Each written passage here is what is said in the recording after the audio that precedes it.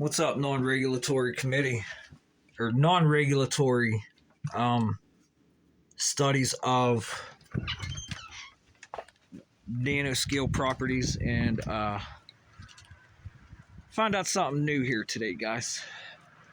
Something called superheterodyning, Heterdyne, superheterodyning.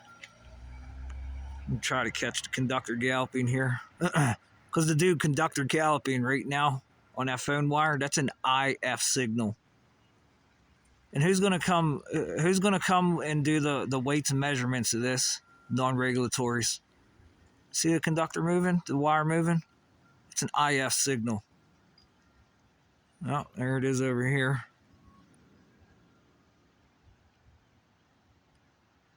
IF signals. And that means that's frequency modulation, amplitude modulation. That gets transduced, number one. And then I'm going to show you very specifically IF signal. See the yellow plastic markers there and this multi-phase grounding issue? It's an IF signal. And if you're still confused, non-regulatories, those who carry tasers on their hips, this is for you. If you have a taser on your hip and it's considered a non-lethal weapon, a taser. Now take a look at this. And then when you look here, you see that little wire right here? You know what that wire is? And look at how close that wire is to a piece of metal. And more importantly, how close that wire is to that gas line. You know, any of you guys that carry a taser on your hip, do you see that wire? That is an IF frequency. And more than likely, what you're seeing on these power lines is an IF frequency for superheterodyning and capturing multiple waveforms, multiple signals, just like the human brain does from ear to ear. And they call this synchronization, they call this binaural beats, and they call this the bird programming, because the birds have brains too now. And then I come over here to this little box for its IF frequency. And if you're unfamiliar with I means in Ohm's law, it's V, is it V or is it I? IR in voltage, current, and resistance. The I stands for current. Okay, for all you circuit makers, those who are not circuit makers and have no clue what the hell's going on right now. Okay, and all this stuff about geoengineering litigation, these are called IFs. This is a current frequency. And it comes off the ground too. It's called telluric communication. And the big thing is the gas companies who are hiding this shit too pretty big. Because they won't even talk to you about it.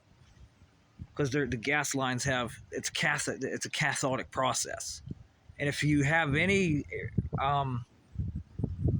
understanding of what a cathode is, a cathode ray tube, an anode, or even an amplifier you play the guitar for a plate reverb or spring reverb, there's an electric current on the gas lines. Still, and I think it's still here in my town, because they say they're trying to go to plastic. I talked to them, they're trying to switch everything over to plastics, which is it still holds static. But you're not going to get that metal ringtone that they're getting on the ground now, since, it's a ground current. Because all the electrical system will just buzz right off of that wire in a IF, which is a current signal.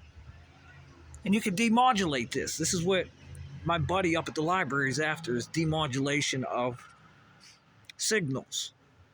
And then when you start getting inverse signals and all this crazy propagation, and all of a sudden you get nuclear fusion starting to take place. What's nuclear fusion? Anybody know? And this is why the Department of Homeland Security, Mr. Mayorkas, is my best friend right now.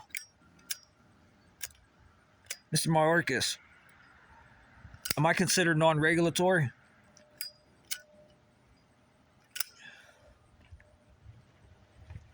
Does that mean I'm in with the Institutes of Standards, the International Scale of Measurements? Mr. Mayorkas, you're my best friend. And before Mr. Donald Trump gets into office here, he's going to pick someone to, since I don't know, you're all non-regulatory, but you're an attorney, just like Kamala Harris. This is all non-regulatory. How the hell are we doing all this non-regulatory stuff, but you go to the universities and it's got to have some or it doesn't have regulation?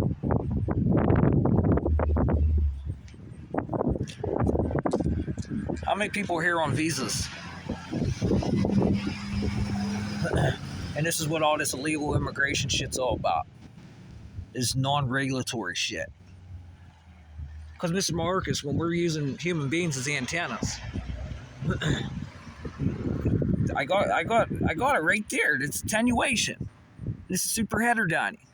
And it pairs right with the goddamn skull as a receiver.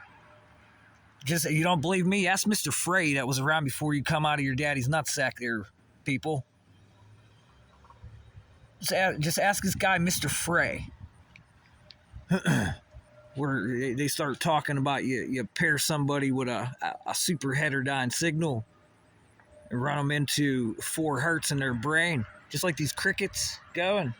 It'll put you to sleep and hypnotize you. And then we have Mr. Lilly and give us all the information about IF currents and pulling magnetic fields right out of your head and from the television to your head. Super heterodyne. Well, if that's a current, okay, you guys are looking for equipment. What equipment? What equipment? Now we got Metasurfaces working with cell phone frequency. And if you're unfamiliar with a Metasurface, just ask Mark Zuckerberg what his sunglasses are doing right now. He's saying, you know what?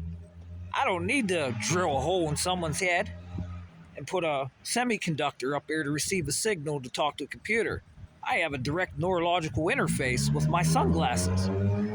And that goes right into triboelectric nanogenerators and bone conduction and direct thought from the brain. You got the frequency harvester on the wrist, human antenna, with a little pill that's right here in the gut, because it will work off of your gas field.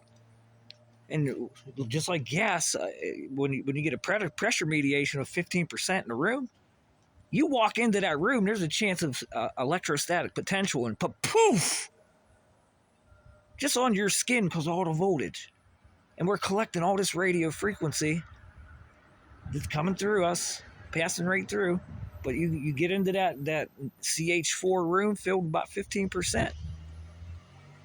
The hair on your arm will stick up. And if that causes an oscillation of local oscillators with what do they call that? Analog guys. You know all your analog tricks. Now we got to get into low energy nuclear radiation at room temperatures. 3 Mile Island's right there at Penn State.